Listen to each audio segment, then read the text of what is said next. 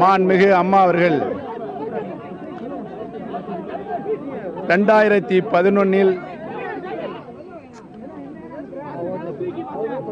யாரையெல்லாம் அம்மாவுடைய வீட்டிலிருந்து வெளியேற்றி 3 மாதத்திற்கு பின்னால் சசிகலாவை மட்டும்தான் நான் அனுமதித்திருக்கின்றேன்.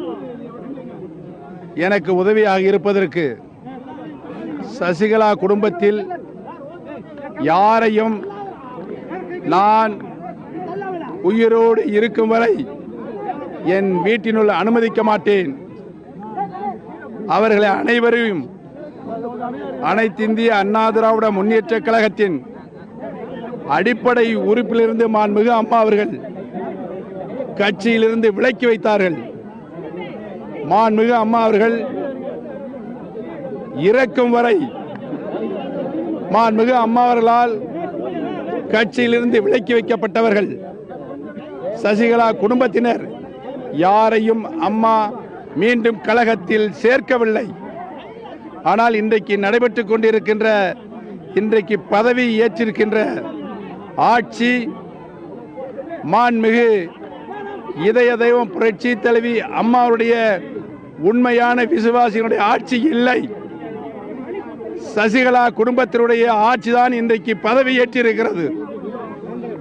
பதவி ஏற்றிருக்கின்ற சசிகலா குடும்பத்தினுடைய ஆட்சியை நீக்கி மீண்டும் மாண்புமிகு அம்மாவுடைய புனிதமான ஆட்சியை நாங்கள் நிறுவுவோம் என்று இன்றைக்கு மாண்புமிகு அம்மாவுடைய ஆன்மாவிடம் ஆசி பெற்றிருக்கின்றோம். இந்த சபதத்தை கூடிய விரைவில் நிறைவேற்றுவோம் என்பதை தெரிவித்துக் கொள்கிறேன். அனைத்திந்திய அண்ணா திராவிட முன்னேற்ற கழகத்தின்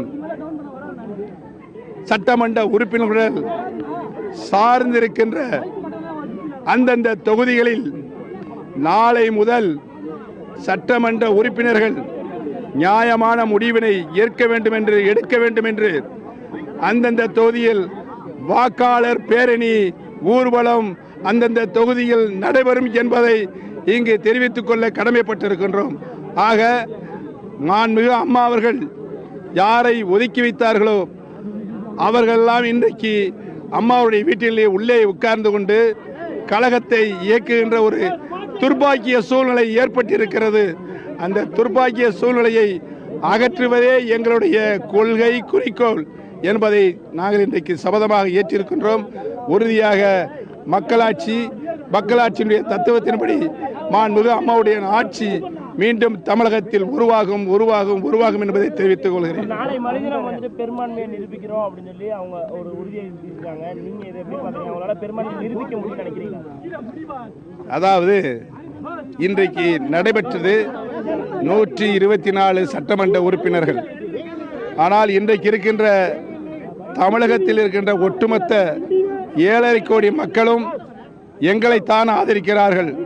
அனைத்து இந்திய அண்ணா திராவிட முன்னேற்ற கழகத்துடைய அடிப்படை தொண்டர்கள் பொதுமக்கள் யாரும் இந்த ஆட்சியை விரும்பவில்லை.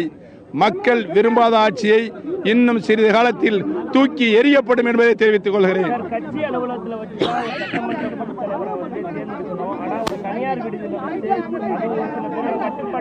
சட்டமன்ற உறுப்பினர்களாக இருக்காங்கன்ற ஒரு விஷயத்தை வந்து முன்னிறுத்தி இந்த மாதிரி சட்டமன்ற உறுப்பினர்கள் தனியார் விடுதியில் அவருடைய அரசும் பதவியேற்றுச்சு.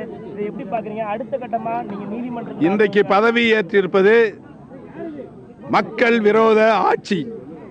இந்த மக்கள் விரோத ஆட்சியை அகற்றுவரை நாங்கள் ஓய மாட்டோம், உறங்க மாட்டோம்.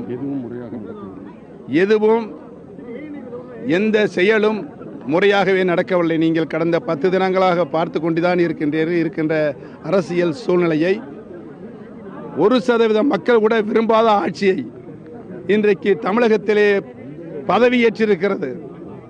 பதவியேற்றிருக்கின்ற மக்கள் விரோத ஆட்சியை அகற்றுவதே மக்களுடைய தலையாய கடமை என்று ஒவ்வொரு மக்களும் இன்றைக்கு தமிழக மக்களும் சபதம் ஏற்றிருக்கிறார்கள்.